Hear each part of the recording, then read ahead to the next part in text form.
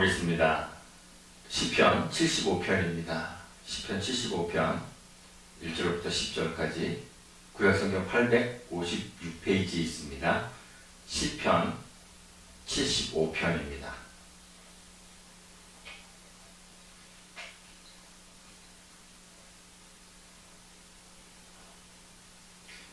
한 절씩 교독하겠습니다. 제가 먼저 읽습니다. 하나님이여, 우리가 주께 감사하고 감사함은 주의 이름이 가까움이라. 사람들이 주의 기이한 일들을 전파하나이다. 주의 말씀이 내가 정한 기약이 이르면 내가 바르게 심판하리니 땅의 기둥은 내가 세웠거니와 땅과 그 모든 주민이 소멸되리라 하시더라.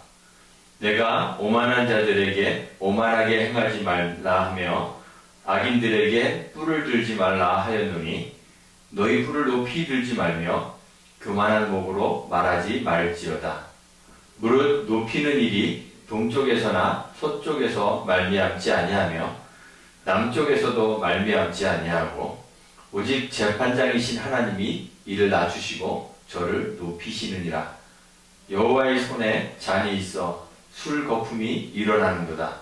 속에 섞은 것이 가득한 그 잔을 하나님이 쏟아내시나니 실로 그 찌꺼기까지도 땅의 모든 악인이 기울여 마시리로다.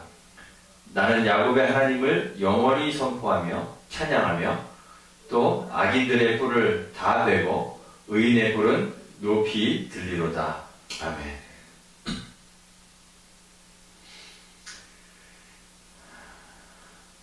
사도행전에 보면 두로와 시돈의 사람들이 헤롯 아그리파 1세 앞에서 아부를 떤 적이 있습니다.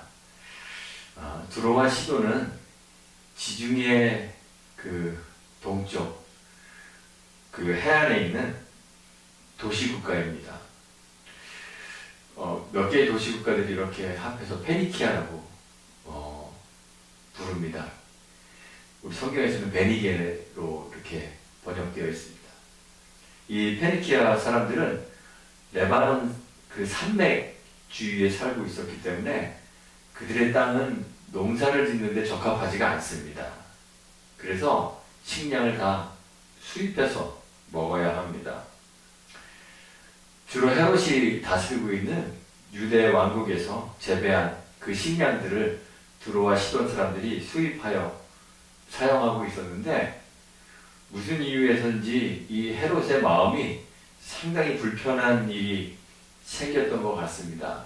그래서 두로와 시돈 사람들에게 화가 났습니다. 헤롯과 좋은 관계를 유지해야 안정적으로 식량을 공급받을 수 있었던 이 두로와 시돈 사람들이 헤롯과 다시 화친하기 위해서 헤롯의 신하인 블라스도에게 로비합니다. 그래서 헤롯과 만날 수 있는 그런 자리를 마련하게 됩니다. 헤롯이 두로와 시돈 사람들을 만났을 때 화려한 왕복을 입고 역사가의 그 기록에 의하면 은색, 반짝반짝 빛나는 은색 옷을 입었다 그래요. 그리고 단상에 앉아서 백성에게 연설합니다. 그런데 그의 목소리를 들으면서 사람들이 아부합니다. 당신의 목소리는 신의 소리이지 사람의 목소리가 아닙니다. 이렇게 소리를 치며 아부를 떱니다. 헤롯은 막대한 권력을 휘두르던 유대의 절대자였습니다. 원래 그 헤롯의 아버지가 아리스토블로스라는 사람인데 헤롯 대왕, 헤롯 제1세의 그 후계자로 그렇게 점찍어져 있었습니다. 그런데 그만 헤롯 대왕에 의해서 처형당합니다. 한순간에 낙동강 오리알이 돼버린 이 헤롯 아그리파 1세는 그의 어머니와 함께 로마로 피신을 하게 됩니다. 그 이후에 고생도 많이 하고 또 조롱도 받고 멸시도 많이 받았는데 그의 모친이 로마의 유력자들과 친분이 있어서 로마에서 피신한 후에 황제가 된 사람들과 이렇게 교분을 가집니다. 어려서부터 같이 자라게 됩니다. 우리 칼리굴라라고 이름 들어보셨죠? 가이오 칼리굴라라는 사람과 또 그를 이어서 황제가 된 클라우디우스라는 사람과 함께 자라면서 친분을 쌓게 됩니다. 이 두 사람이 차례로 이제 칼리굴라가 먼저 황제가 되고 클라우디우스가 그 다음에 황제가 되는데, 그들이 황제가 될 때 이 헤롯 아그리빠가 전폭적인 지원을 합니다.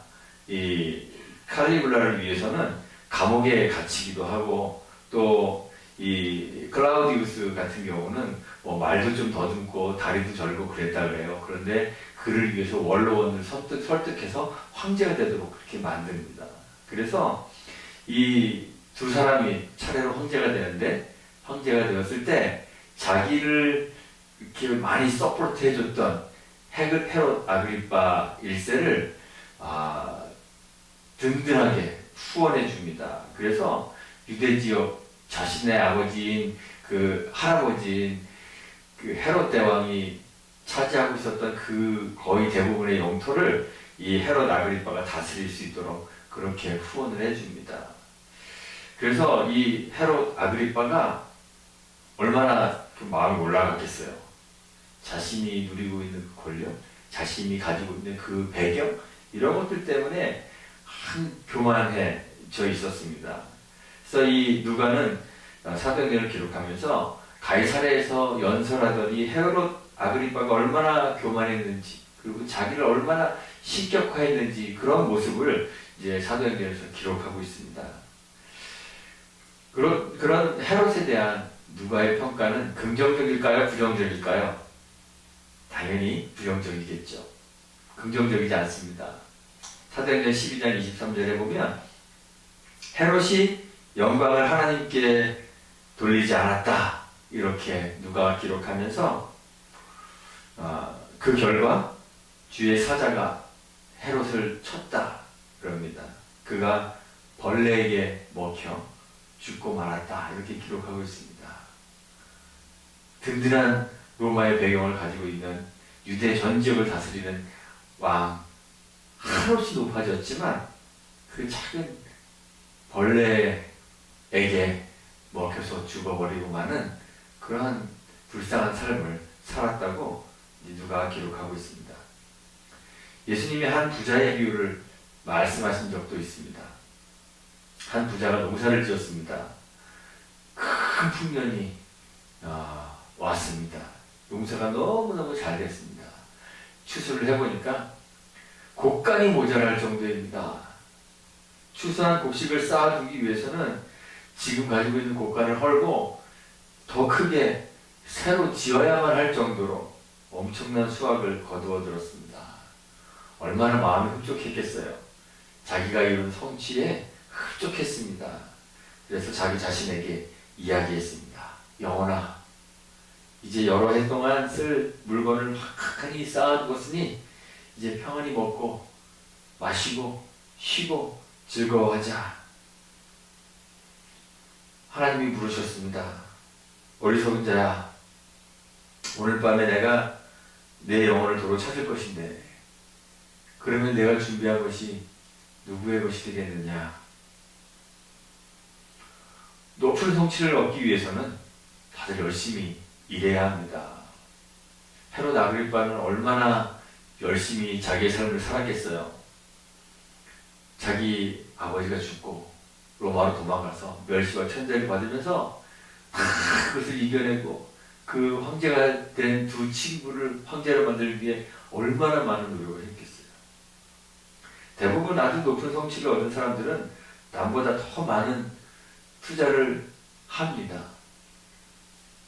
제가 고등학교 때 대입학력고사에서 높은 성적 얻기 위해서, 그래서 더 좋은 남들이 부러워하는 이름 있는 상위의 대학에 진학하기 위해서 잠자는 시간 줄여서 그 시간도 공부에 투자해야 된다 그랬습니다. 그래서 사당 오락 4시간 자면 붙고 5시간 자면 떨어진다.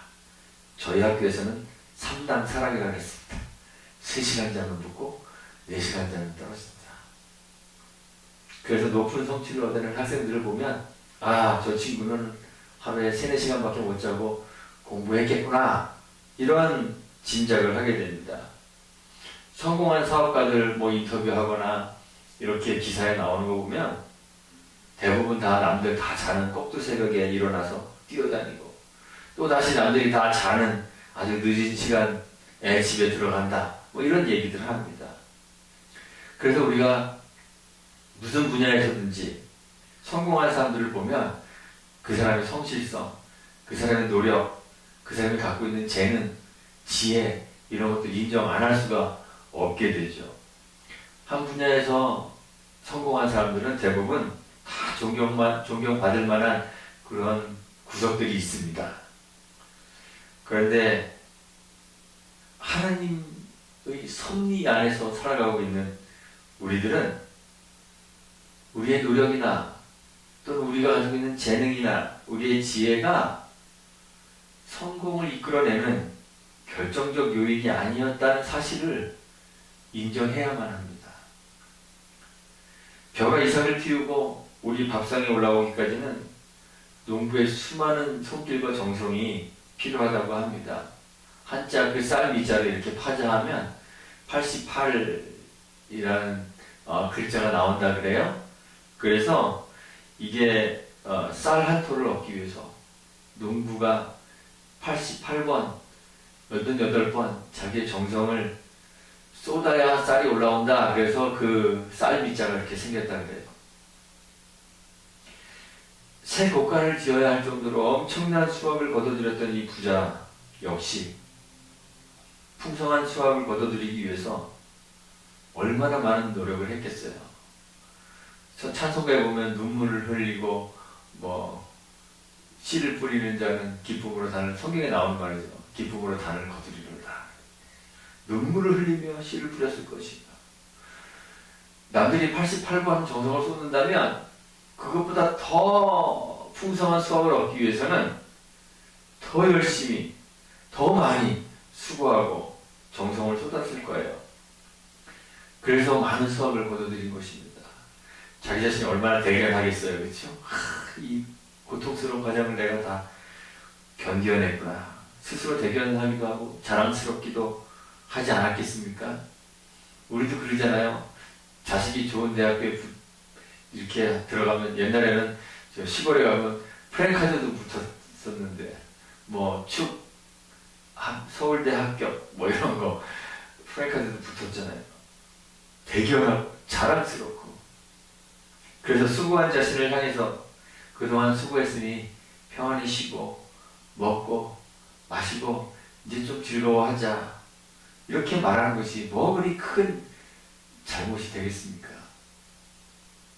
그런데 그럼에도 불구하고 하나님이 그를 어리석은 자다 이렇게 부르시면서 오늘 밤에 내가 내 영혼을 취할 것인데, 그러면 내가 준비한 것이, 내가 쌓아둔 것이 누구의 것이 되겠느냐 이렇게 물으신 이유가 무엇일까요? 성공의 결정적인 원인이 자기 자신에게 있지 않다는 사실을 알지 못했기 때문입니다. 우리의 삶이 하나님의 그 섭리 안에 있어서 하나님이 삶의 모든 것의 원인이 된다는 사실을 알지 못했기 때문에 그렇습니다. 우리가 알고 판단하는 모든 인과 법칙이라는 것들이 있잖아요. 그렇죠? 뭐뭐 하면 뭐뭐가 이루어진다. 그런데 그 인과 법칙이 하나님에게는 절대적이지가 않아요. 그 인과 법칙 이면에 계획하시고 섭리하시는 하나님이 계세요. 그 하나님이야말로 인과 법칙의 절대적 요인이라는 사실을 아는 것, 인정하는 것이 중요합니다. 성경에 아주 유명한 말씀이 있죠. 사람이 떡으로 사는 것이 아니라 여호와의 입으로 나오는 모든 말씀으로 사는 것인 줄 알게 하기 위해서 하나님께서 이스라엘 백성들을 광야에서 먹이기도 하시고 또 그 고통을 통과하게 하셨다. 이런 이야기를 신명기에서 기록하고 있죠. 무슨 말씀일까요? 우리가 눈에 보이는 원인에만 집착한다면, 우리가 살아가는 그 살 수 있는, 힘을 얻어서 숨쉬고 움직일 수 있는 그 원인이 매일 섭취하는 음식이 있다는 거예요. 먹어야 살죠. 우리 맨날 그러잖아요. 먹어야 살지. 먹어야 살지. 먹어야 사는 것 같은데, 하나님은 우리가 먹는 음식, 그 영양분으로 사는 것이 아님을 알기를 원하셔서 이스라엘 백성들을 그 광야의 그 고통스러운 과정을 겪게 하시는 거예요. 보이지 않는 우리를 살게 하는 원인이 있는데, 그것이 정말 우리를 살게 하는 원인이 있다. 그것이 바로 여호와의 입으로 나오는 말씀이다. 이걸 알게 하기 위해서 광야 생활을 하게 하셨다는 이야기예요. 광야 생활은 사실 천국을 향하여 가는 우리의 삶 자체를 의미하는 것입니다. 그렇다면 하나님께서 우리를 이 땅에 살게 하시는 이유가 뭘까요? 광야를 통과하게 하셨던 그 하나님의 이유, 그것이 우리가 이 세상을 살아가는 이유가 되겠죠. 하나님은 오늘 우리에게 원하시는 것이 있습니다. 사람이 떡으로 사는 것이 아니라 여호와의 입으로 나오는 모든 말씀으로 사는 것임을 알게 하기 위하여 이 힘들고 고통스러운 삶의 과정들을 통과하게 하신다는 거예요. 그런데 하나님이 살아계신 것과 그가 세상을 계획하고 섭리한다는 사실을 인정하지 못하는 사람들에게는 그들의 세계 안에 하나님 계실까요? 안 계실까요? 하나님 없습니다. 그래서 모든 것을 판단할 때 그 원인이 누구에게 있어요? 자기 자신에게. 눈에 보이는 것들에 원인이 있습니다. 그렇게 생각합니다. 그래서 자기가 가진 모든 것이 다 자랑거리가 되는 거예요. 내가 이렇게 열심히 해서 이만큼 부를 쌓아두었는데, 내가 열심히 공부해서 내 지식을 이만큼 쌓아두었는데, 내가 열심히 해서 내가 지금 이 자리까지 올라오게 되었는데. 그래서 얼마 전 한국의 뉴스 보니까 검사로 임용하기 위해서 기다리고 있는 사람이 여잔데, 여자 경찰 머리채를 잡으면서 너 내가 누군지 알아? 그랬다가 이렇게 공부해서 내가 이 자리까지 올라왔는데 내가 이런 사람이야. 자기를 뽐내고 싶어하는, 자기가 가진 그 힘의 위력을 과시하고 싶어하는 거죠. 자랑하고 싶어합니다. 교만해지는 것입니다. 세상은 그래서 교만한 거예요. 성경은 교만을 죄의 가장 본질적인 모습으로 이해합니다. 잠언 16장 18절에 보면 교만이 패망의 선봉입니다. 거만한 마음은 넘어짐의 앞잡이입니다. 잠언 18장 12절에서도 사람의 마음의 교만은 멸망의 선봉이요 겸손은 존귀의 길잡이입니다. 이렇게 성경이 이야기하고 있습니다. 이 세상에 죽음을 가져온 아담의 죄는 바로 교만이에요. 하나님처럼 되고 싶은, 하나님 자리에 자신이 앉고 싶은 교만이 바로 우리를 죽음으로 이끈 죄입니다. 자신이 모든 것의 원인이 되고 싶은 교만 때문에 하나님이 필요 없게 되는 거예요.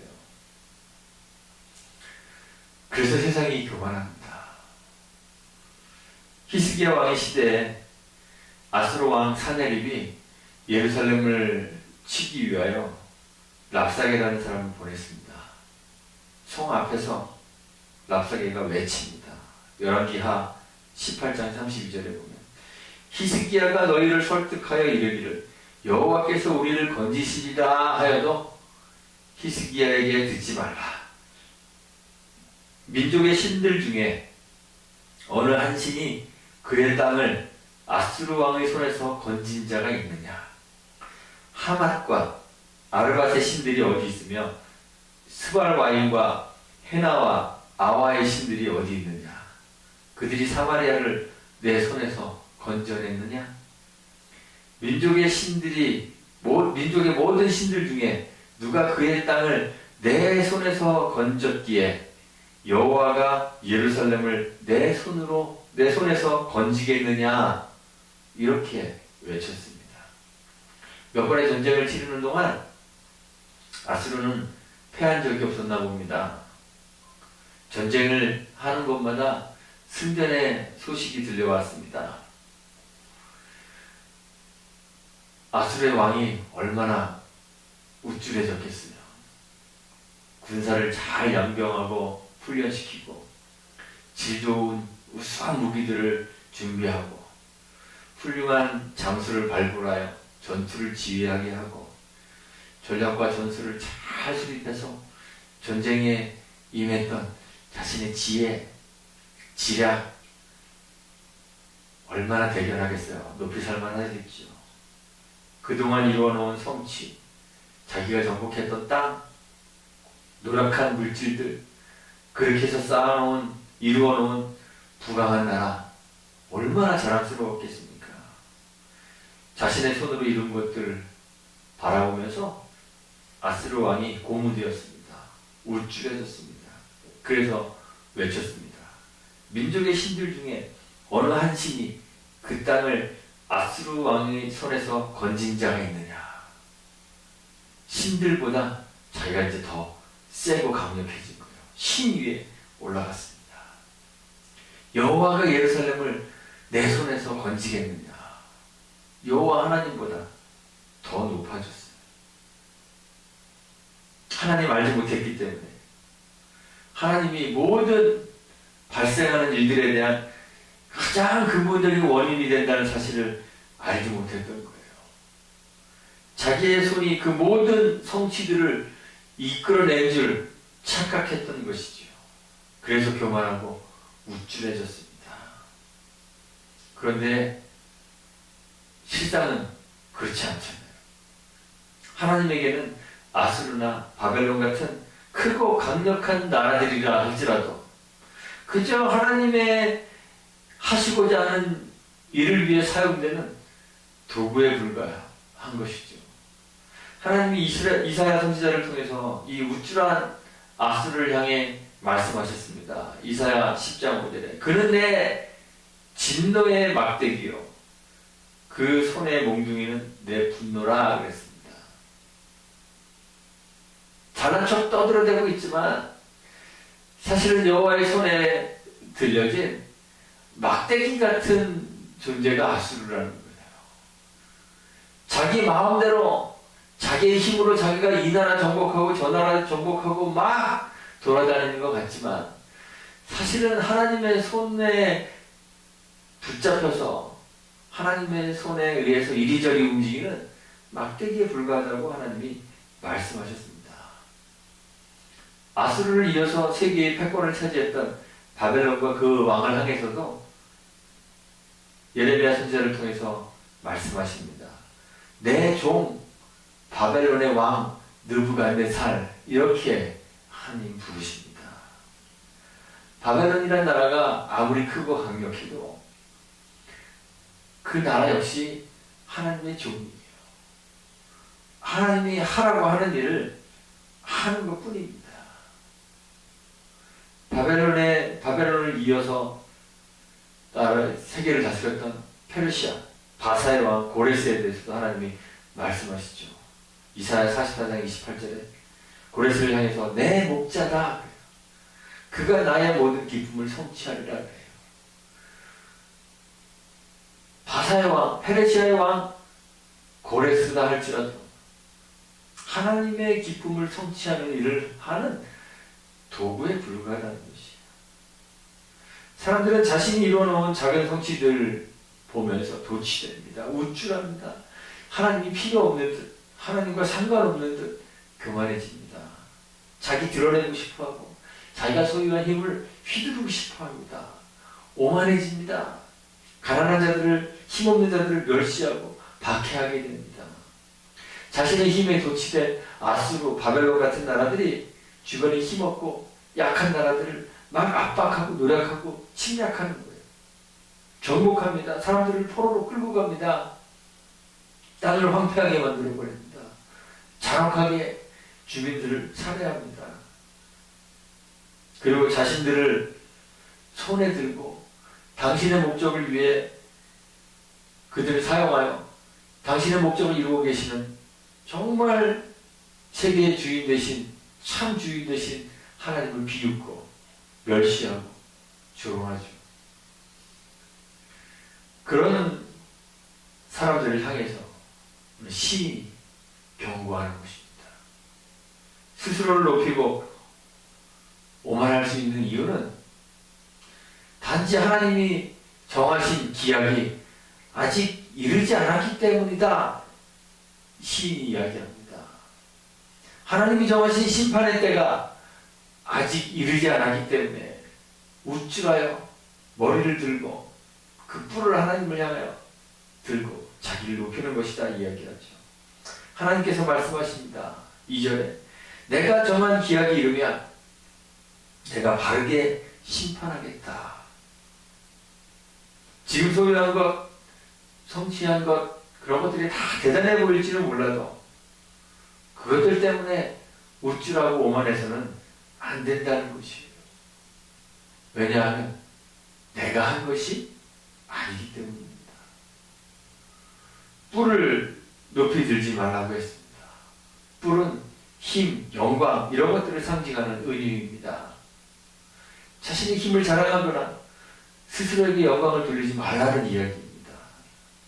악인들은 그렇게 함으로써 하나님에게 마땅히 돌아가야 할 영광을 감추는 거예요. 헤롯이 하나님에게 돌아가야 할 영광을 자신이 감춘 것처럼 하나님의 손으로 하신 일인데 그것이 마치 자기가 한 것처럼 자신의 힘으로 한 것처럼 하나님의 능력과 하나님의 영광을 차지하려고 하는 것이 바로 교만입니다. 자신의 힘으로 자기의 지혜로 자기 능력으로 지금의 높은 자리까지 올라온 줄 알겠지만 사람이 높아지는 것은 동에서나 서에서나 남에서 말미암지 않는다고 이야기합니다. 스스로의 힘으로 자기의 능력으로 높일 수 있는 사람은 어디에도 없다는 거예요. 바울이 고백했죠. 나의 나된 것은 하나님의 은혜입니다. 바울은 수많은 고통과 고난을 견뎠습니다. 얼마나 많은 것을 하나님을 위해 투자했는지 모릅니다. 매맞고 죽을 고비를 여러 번 넘기고 배고프고 파선의 위험을 경험하고 헐벗고 굶주리며 자기 생명마저도 하나님을 향하여 투자하는 것이죠. 그 정도 되면 우쭐할 만도 한데 바울이 이야기합니다. 내가 그렇게 했는데 나의 나된 것은 내가 한 것이 아닙니다. 하나님의 은혜입니다. 스스로의 힘과 능력으로 자신을 높일 수 있는 사람은 어디에도 없습니다. 지금 내가 힘이나 부나 지혜나 능력을 소유하고 있다면 지금 여러분들이 힘도 있고 약간의 부유함도 있고 또 지혜도 있고 능력도 소유하고 있다면 그래서 남들이 보기에 꽤 괜찮은 사람으로 살고 계신다면 그것들을 여러분들에게 소유하게 하신 이는 오직 하나님 한 분뿐이시라는 말입니다. 사람을 높이는 일, 낮추는 일은 오직 하나님에게만 속한 것입니다. 오직 재판장이신 하나님만이 어떤 사람을 낮추기도 하시고 다른 사람을 높이기도 하십니다. 지금 내가 하늘 끝까지 높아져 있다 하더라도 하나님께서 정하신 기약이 이르면 반드시 심판하실 것이고 낮추실 것입니다. 여호와의 손에 포도주잔이 들려져 있습니다. 시인이 얘기하는 거예요. 근데 이 포도주잔은 축제를 위한 잔이 아니고 진노의 잔입니다. 여호와의 손에 잔이 있어 그 진노의 잔을 오만한 악인들에게 쏟아내실 것이라고 이야기했습니다. 악인들은 그 진노의 잔을 그 찌꺼기까지 마시게 될 것입니다. 구약 선지자 서들을 읽어보면 하나님께서 이스라엘과 유다뿐만 아니라 주변의 열국들을 심판하실 계획을 주님이 말씀해주고 계시죠.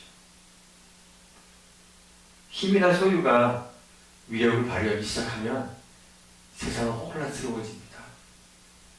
하나님을 염두에 두지 않기 때문에 모두가 다 스스로 하나님이 되려고 하게 되어버립니다.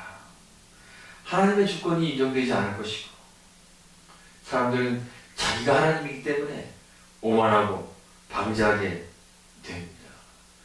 사사기에서 이야기한 것처럼 각자 자기 소견에 옳은 대로 살려고 할 것입니다. 세상은 혼란스러워지고 삶의 기초가 흔들리게 될 것입니다. 지금 우리가 살고 있는 세상이 그렇지 않습니까? 좀 배웠다는 사람들은 자기의 지혜를 떠들어댑니다. 좀 가지고 있는 사람들은 자기가 가진 것을 자랑하고 드러냅니다. 하나님께 영광 돌릴 줄 모르고 다 각자 자신이 이룬 것들을 자신의 소유 누리는데 온통 정신을 빼앗겼습니다. 내 것에 대한 집착이 소유욕이 강합니다. 내가 소유한 것들이 많아서 하나님 필요 없는 것처럼 살아갑니다. 그렇게 사는 사람들이 더 잘 사는 사람인 것 같아서 또 우리의 마음이 상하기도 합니다. 그러나 세상이 이렇게 혼란스러울 때 이 흔들리는 세상을 붙잡아 지탱시키는 분이 계십니다. 하나님이십니다. 하나님이 악인을 심판하실 것입니다. 하나님께서 정하신 시간이 되면 오만한 악인들의 위에 진노의 잔을 쏟아 부으실 것입니다. 하나님의 진노의 잔에서 쏟아지는 그 진노를 찌꺼기까지 다 마시게 될 것입니다. 그래서 시인이 경고합니다. 뿔을 높이 들지 마십시오. 교만한 목으로 말하지 마십시오. 교만은 여호와의 영광을 가로채는 것입니다. 우리 주님께서도 말씀하셨습니다. 마태복음 23장 12절에 누구든지 자기를 높이는 자는 낮아지고 누구든지 자기를 낮추는 자는 높아지리라. 자기를 낮추어야 주께서 우리를 높이십니다. 그래서 오늘 시인도 하나님을 선포하고 찬양하면서 하나님께서 악인들의 뿔을 다 베어내시고 의인의 뿔은 높이 드실 것을 기대합니다. 그리고 하나님을 찬양하죠. 여호와의 손에 들려져 있는 축제의 잔이 아니라 진노의 잔을 기억하십시오. 곧 기약이 이르면 거품이 있는 마지막 찌꺼기까지 악인의 목구멍으로 그 진노의 잔을 쏟아 부으실 것입니다. 하나님께 대하여 높이 들려져 있는 악인의 뿔들을 꺾으실 것입니다. 주님이 주신 우리의 모든 소유들이 우리의 것이 아님을 기억하십시오. 악인이십니까? 주님이 우리 손에 쥐어주신 것들, 그 소유권이 여전히 주님에게 있음을 기억해야 합니다. 높은 곳에 우리를 올리신 이도 하나님이십니다.